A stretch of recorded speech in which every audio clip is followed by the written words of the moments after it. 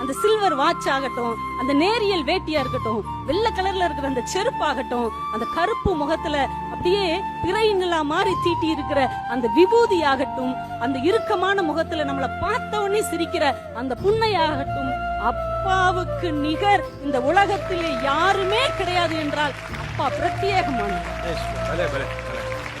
அப்பா மாதிரி யாருமே கிடையாது. நாம் பறப்பதற்கு சிறகுகள் தந்தது அம்மா.